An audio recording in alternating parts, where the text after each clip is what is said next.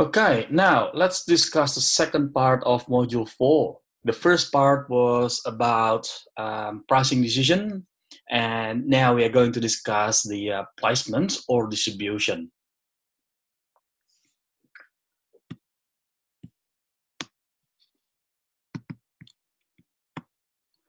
A few things about placement decision. We need to discuss about the channel strategy, distribution coverage strategy, and also the role of marketing channels. And briefly, let's discuss about the retail and also wholesalers. Okay, this is what we mean by distribution. It involves the decisions, business activities that involves decisions, and all other activities that make the product available for customers when and where they want to purchase them. Okay, so that's the distribution. Now let's discuss a little bit about the role of marketing channels in distribution. Some business models, and it is actually quite normal to discuss about the. It is actually quite appropriate to discuss about the marketing channels because a lot of business. A lot of companies adopt the marketing channels as part of their distribution coverage strategy to distribute the product. And this is what we mean by a marketing channel. A group of individuals, organizations, or you could also argue they are a set of individuals, independent individuals and organizations that are involved in making the products available for the customers to purchase. Okay? Or in other words, they are the middleman. Okay? They take the position as the middleman between the manufacturers and the final consumers. Okay? The middleman or marketing intermediaries basically link the producers to the other intermediaries or the final consumers through the purchase and resale of products. Okay, and actually the marketing channel activities performed by intermediaries have several formats. They do several activities like the marketing information. They help the marketing organizations or the manufacturer to analyze sales data and the other information in the database. And they also perform or commission marketing research at some point of time. They also conduct the marketing management activities such as establish strategic and tactical plans to develop the customer relationships and organizational productivity. The other thing that is also important is to facilitate exchange between the manufacturers' products to the final consumers or the other marketing intermediaries. Okay, imagine Woolworths, for instance, facilitates exchanges for final consumers to purchase the product that they need. Okay, and promotion, they also have their own promotional objectives. They conduct their own promotional strategies. They have their advertising campaign, personal selling, and the other promotional activities to support the product in their own business. Okay, so imagine Woolies and Coles, for instance, conduct their own advertising campaign, and we know that at some point of time they may use certain products as their flagship in running their campaign. So, for instance, during the when it comes to approaching Easter, for instance, they may use chocolate brands to as part of their flagship in running their campaign, for instance. Price, they establish the pricing policies and terms of sales. So this is the things that that the manufacturing or marketing organizations that do not get involved. They leave it to the marketing intermediaries to decide the policies and terms of sales. And it is also important to understand that our marketing channel actually conduct the physical distribution from one place to the other place to make sure the products are available for the final consumers or the next marketing intermediaries level. And actually, they create utility such as time utility. That means they create the product when the customer wants them. Think about this. Nestle, for instance, makes products. It is what they're good at: manufacturing the products, marketing the products, and managing the distribution to their marketing channels, to their marketing channel partners, such as Woolworths and Coles. Okay, so. And from the consumer perspective, consumers may not buy Nescafe may not buy. One consumer will not buy Nescafe every day. Okay, so they can't go to Nestle and make that purchase when they need it. In fact, this is the time utility that that Woolworths and Coles, the distribution partners like Woolworths and Coles, provide. They provide the stock. They display the stock of this brand of Nescafe product in their stores. So when the customers need it, they can go to the store and purchase the product. Okay, so. So actually, they carry that time utility, right? Place utility, which is basically about making products available in locations where customers wish to purchase them. Okay, and so they help Nestle, Camelot, P&G, Unilevers, who may have different locations to the customer's location. And the marketing channels in this instance match them, okay, through approaching the locations of the customers. Okay, possession utilities giving the customer access to the product to use or to store for future use, and form utility basically some marketing channels may do the assembling or preparing or otherwise refine the product to suit the individual customer needs. Okay, so what is this form utility all about? Okay, let's think about this. The manufacturing or marketing organizations are basically good at. They should be good at making the products and marketing the products. Okay. And in doing so, they basically deal with a bulk of products that they need to ship.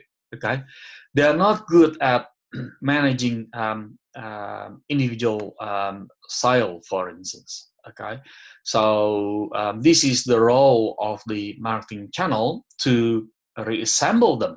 Okay, so imagine if we have a customer named Robert.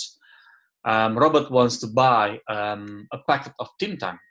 They will not go to Arnott's, okay? Instead, because it is not the capability of manufacturing organization has to sell an individual product for the final consumer. Okay, instead they go.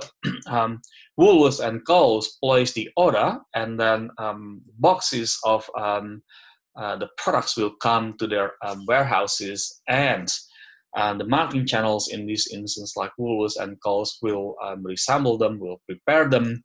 In this instance, one of the things that they may do is to unbulk them, unbulk the items, and display the products on individual level, individual units on the shelves for the customers to purchase unit by unit. Okay, so that's an example of the assembling the product. Okay, well, this one here shows the exchange efficiency of the marketing channels that the marketing channels contribute as well. Now, if you look at that, we have producers or manufacturers and buyers on the other end, okay, in these two models, all right? With, the first one on the top is basically the models without the marketing channel or marketing intermediaries or the middleman. And the one at the bottom is basically the model that shows producers and buyers that interact through the middleman or the marketing intermediaries. Okay, now let's have a look at this. Okay, let's say if we have an industry that has no middleman. Okay, so for argument's sake, we talk about agriculture products such as tomatoes, cucumbers, zucchini, and so on and so forth. Okay, without the marketing intermediaries, okay, the buyers, let's say Robert, needs to go to farmer A, okay, to buy tomato, and Robert also needs to go to farmer B to buy zucchini. Okay, and he also needs to go to the other farmers to buy the other products. Okay, and imagine we also have the other buyers, such as Claire, for instance, going to buy tomato to the first farmer and going to the second farmer to buy zucchini and cucumber and so on and so forth. Right? Imagine. That's from the buyer perspective. The buyer has to go to different farmers or producers in this instance, right?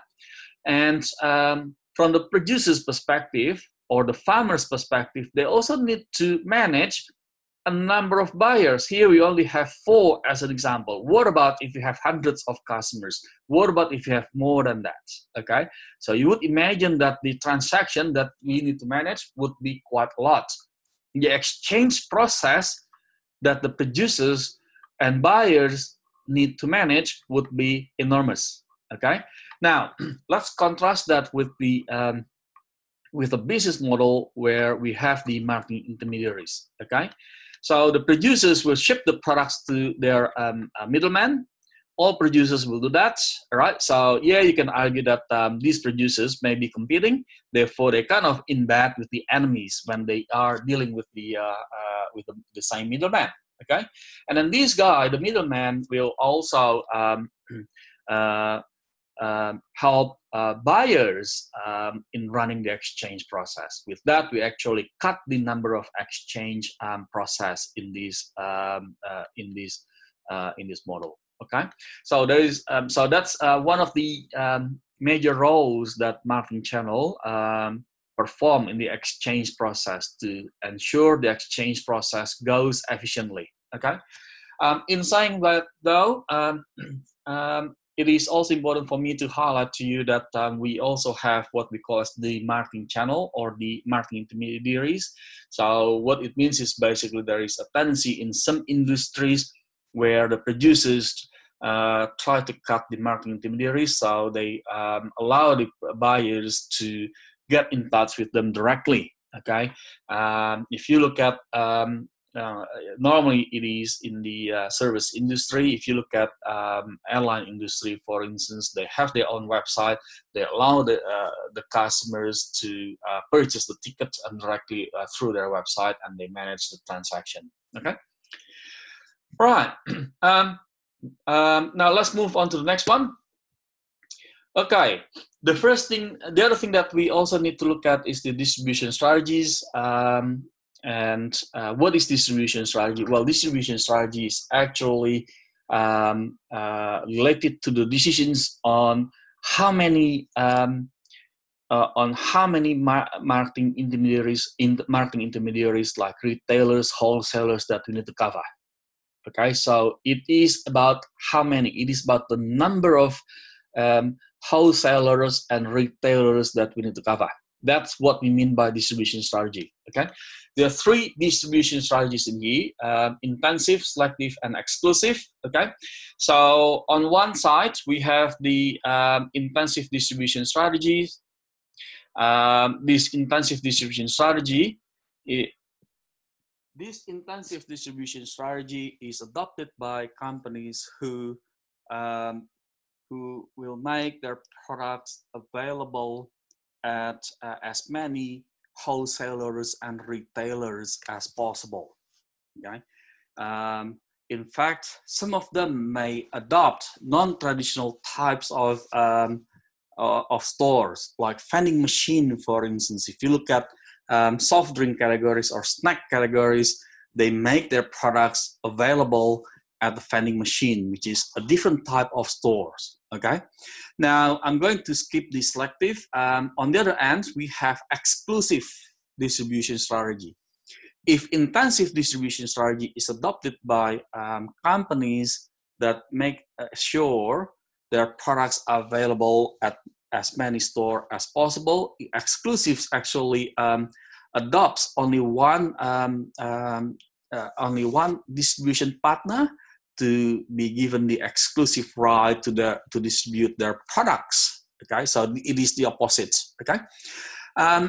And in between, we have what we call as the selective distribution channel. Okay, selective distribution strategy. Okay, selective distribution strategy is adopted by companies that adopt a few distribution channel or a few partners in this in a certain area. Okay, so it is in between. Okay, now let's get back to the intensive distribution. Intensive distribution, if we go back to the product strategy, you guys remember that in the previous module we discussed that the positioning is basically the guidance to develop the other the marketing mix variables, including distribution, placements, price, product, and so on and so forth. Okay, and in fact, the marketing mix variables that we establish need to be interrelated, as we also discussed in the pricing decision. Okay, so there is a tendency, if we go back to this to product strategy, there is a tendency that convenience product or there are basically in grocery store adopt the intensive distribution strategy. Okay, why is that? Because their products are normally priced quite low. Why is that? Because from consumer behavior perspective, convenience product is normally used on frequent basis and purchased on frequent basis. That is the reason why the product would be high. The companies expect high volume on this product, so they need to penetrate mass market in this kind of category. That's the reason why they adopt intensive distribution strategy. And it's also due to the fact that their price is not, relatively speaking, their price is low. With that low price, how do they make the profit? Well, they need to adopt the intensive distribution strategy. Okay. Selective distribution strategy is normally adopted by, from product strategy perspective, it is normally adopted by shopping type of category product. So this type of product category is not purchased as frequent as the intensive product category, as frequent as convenience product. Do consumers purchase that on regular basis? Sometimes they do, but it's not that frequent. Okay, think about products such as clothes, shoes, or the other fashion apparels, and also watches, for instance, or a mobile phone. We do not purchase these on weekly basis, like breakfast cereal, for instance, or milk category, or eggs category, for instance. Okay, we purchase these products, not as frequent as the others. Therefore, not all stores are suitable for these products. Not all types of channels are suitable for these products. Okay, therefore, there's a tendency that shopping products would adopt the selective distribution strategy. Okay, and the exclusive product is normally, exclusive distribution strategy is normally adopted by the specialty product category, where the customers would not buy. There are specific customers buying this kind of product, category, which is quite premium, basically. So they would normally adopt the exclusive distribution strategy. Okay. Right, so that's distribution strategies and a brief comments about how it is related to the product, and give you a bit of insights in terms of the pricing strategy that they may adopt to show the correlations between the interrelations between marketing mix variable. Okay, now let's discuss about the marketing channel. The marketing channel strategy is actually about the decisions on how many layers of marketing intermediaries that we need to adopt. Okay, so again, marketing channel strategy is actually the decision about how many layers of marketing intermediaries that we need to adopt. Okay, think about a model where we start on the top. We have the manufacturer, and the manufacturer may ship the product to the distributor, and the distributor may ship the product to the wholesalers. Wholesalers ship the product to retailers. Retailers may finally ship the product or make the product available for the final consumers. In the traditional concept of distribution, we may have that kind of supply chain. So the channel strategy is, or marketing channel strategy is actually the decision about how many layers do we need to have the distributor, do we need to have the wholesalers as a second layer, do we need to have the retailers as the third layer, or we only need to have one layer, or we only need to have two layers, or we may need to have 4 or 5 layers to include agents and brokers, for instance, in some territories. Okay, so that's the marketing channel decision. Okay, again, in brief, marketing channel decision is actually about the number of layers in our distribution network. Okay, number of layers of marketing and intermediaries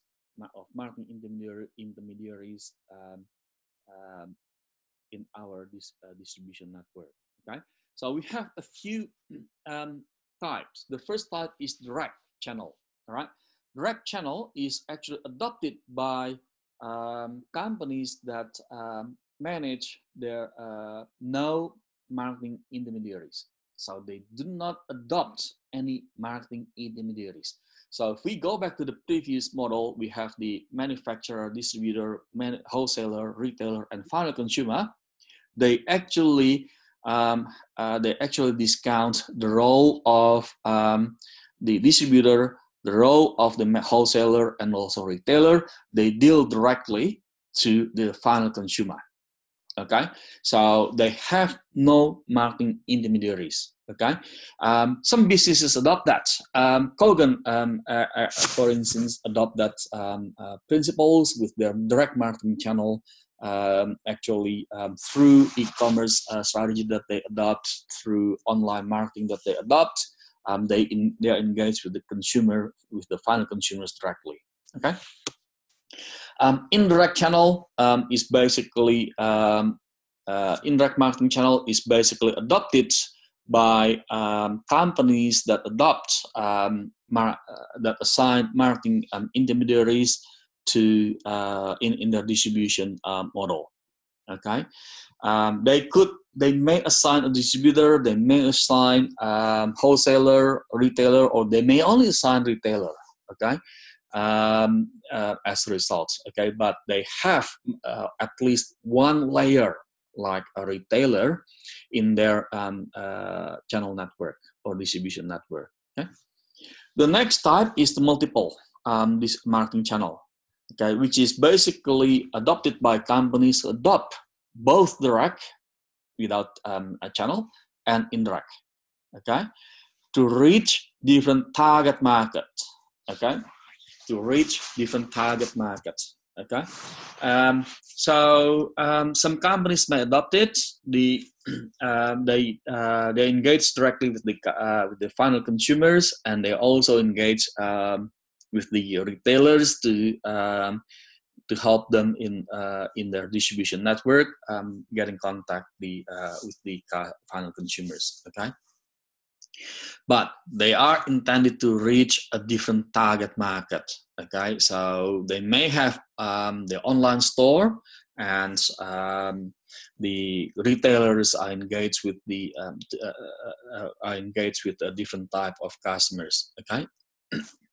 Now, hybrid is a different type of channel strategy, which is basically they use both direct and indirect channel strategies to reach the same target market segments. Okay.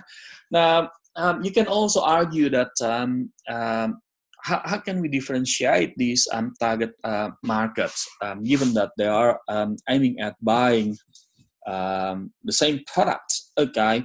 That is kind of area that we need to analyze carefully. You could also argue that the multiple and hybrid channels are basically similar things, because they are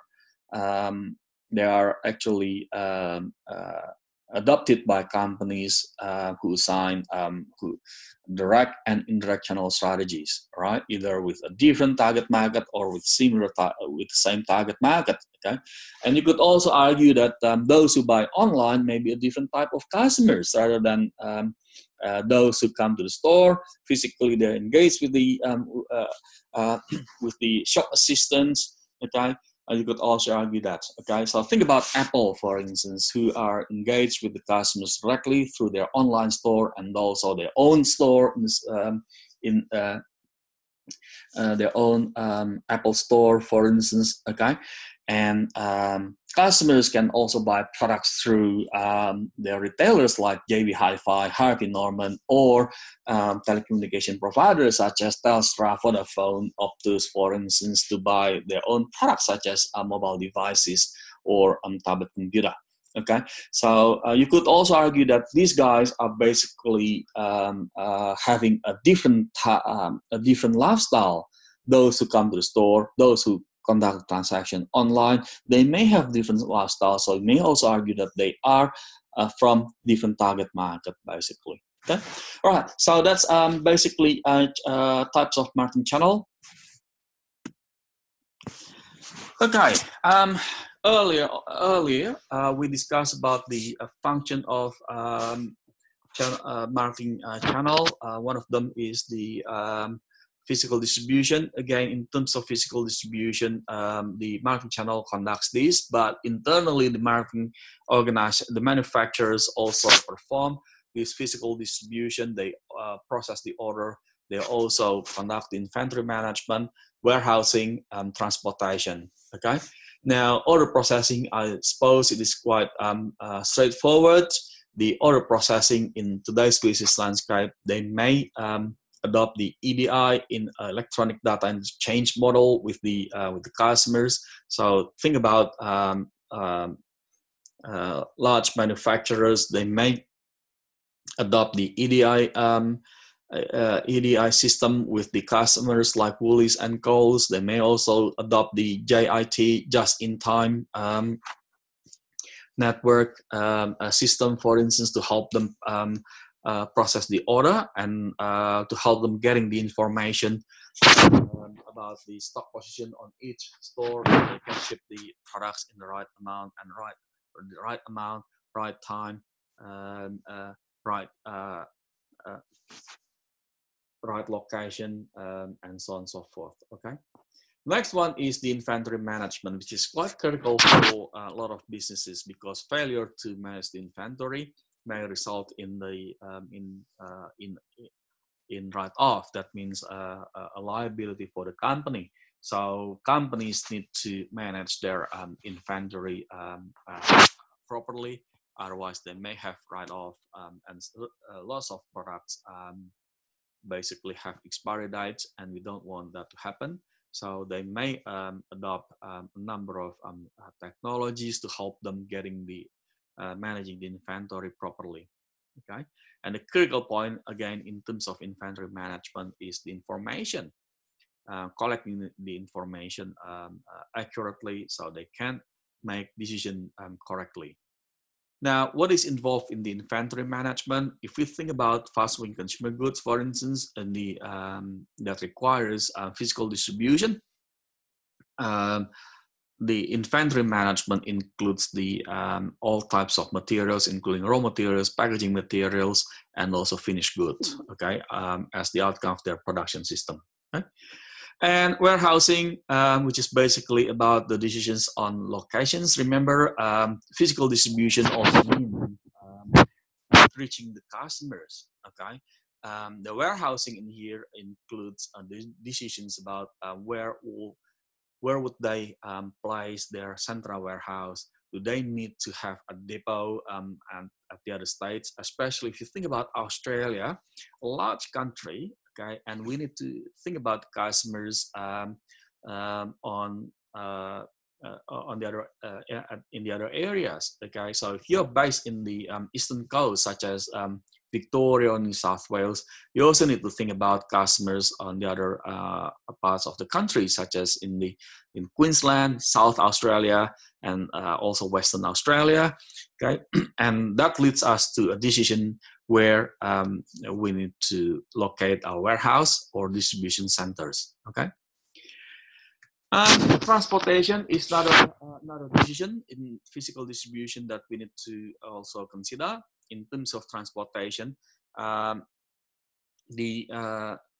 of the things that that physical distribution needs to achieve is to manage their costs, because that helps the organization to be competitive, leading them to build the competitive advantage in the market through managing the costs. Okay, and transportation actually is one of the costs that they also need to manage. Okay, and that affects or to be more precise, that may affect the price that they are going to charge for the customers from the manufacturer's perspective. Okay, think about Australia again.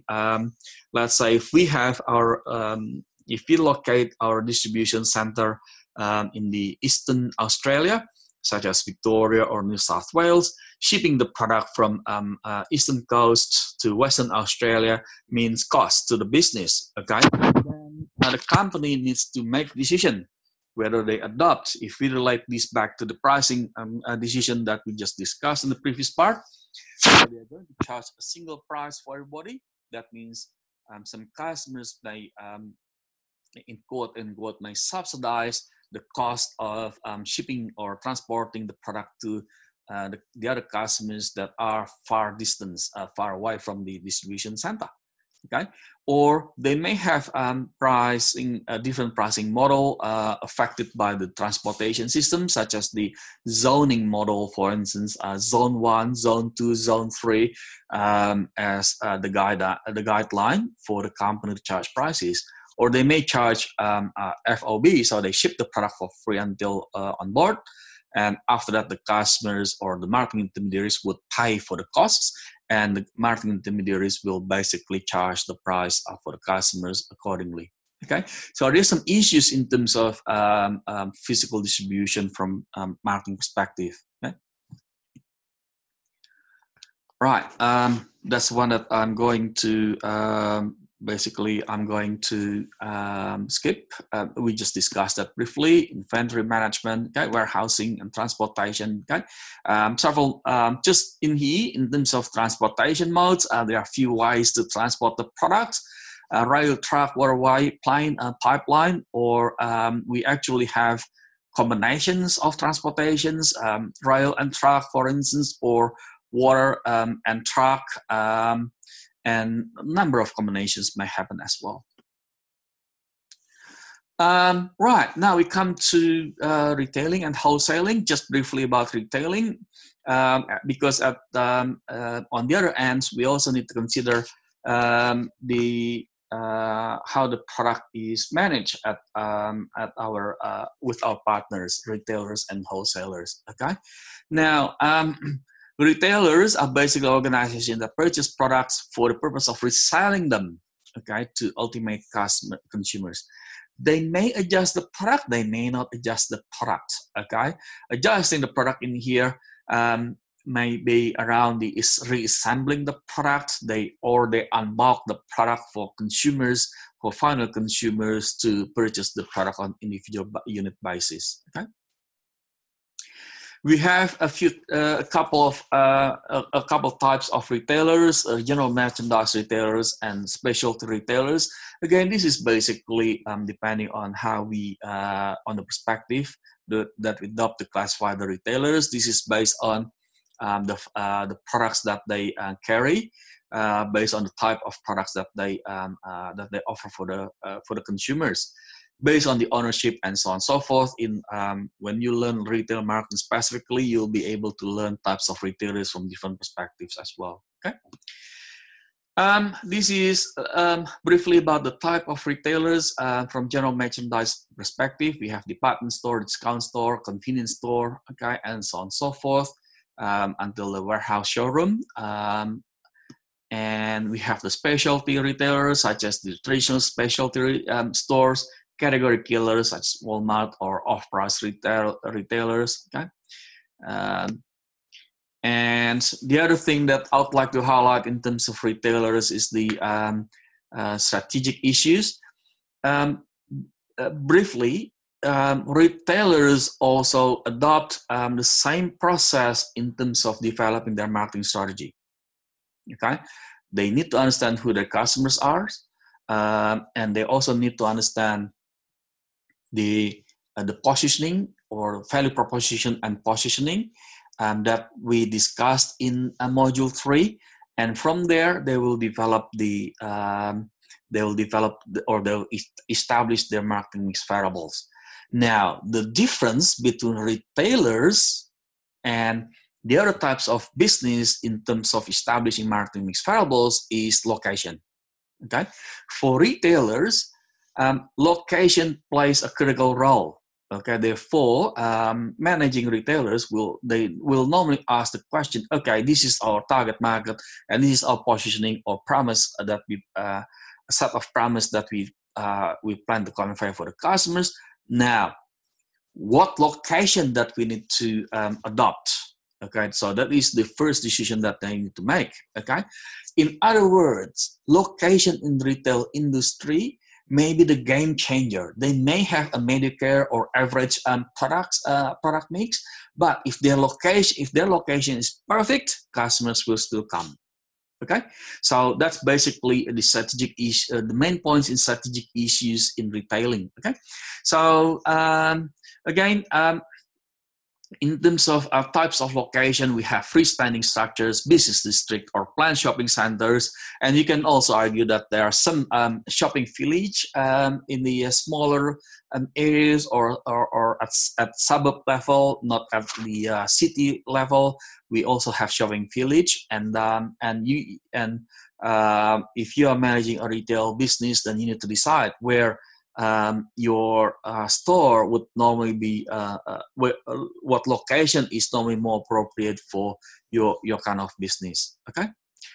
The other thing is about franchise. Now, this franchise is interesting because a lot of marketing organizations try to push the distribution, and in doing so, they actually try to share the risk further with the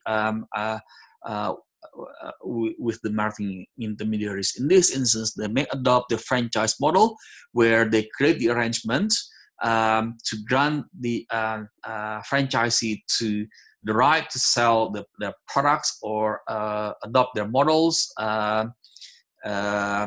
and they receive certain fees. Okay, Boost Juice is an example. If you look at coffee shop industry such as Gloria or Coffee Club, they also adopt the same thing. They also adopt the franchise model.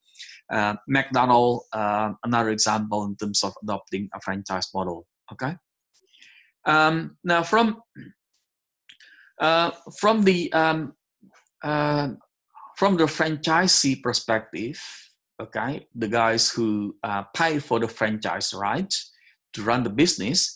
There are also some benefits aside from the costs, such as paying fees and also certain percentage of profits to the franchise holder. They also get some benefits such as the brand reputation, for instance, or the ability to compete with the larger players. Okay, think about if you own a grocery store and you need to compete with Woolworths and Coles, who have a much larger volume than you. You know, having a joint forces with other retailers to negotiate with suppliers because of larger volume is probably a good idea. Okay, right. So that's that's franchise.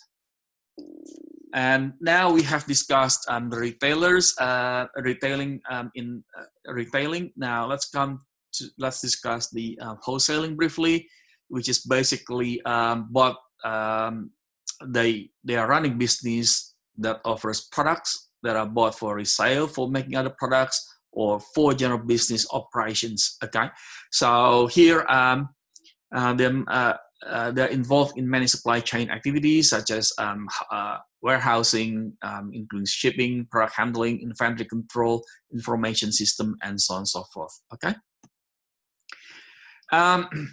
So there are a number of services that the wholesalers provide, like initiating the sales contacts and so on and so forth. Okay. Types of merchant wholesalers: we have full service wholesalers and limited service wholesalers, and we also have the agents and brokers as another types of marketing intermediaries.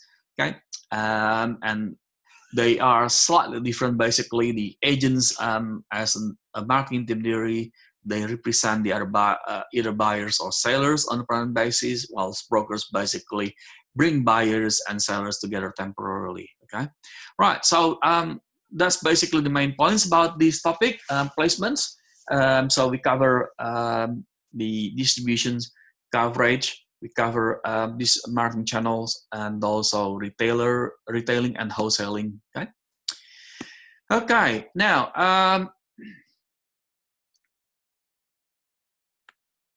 as a brief summary, we discussed a number of issues in here.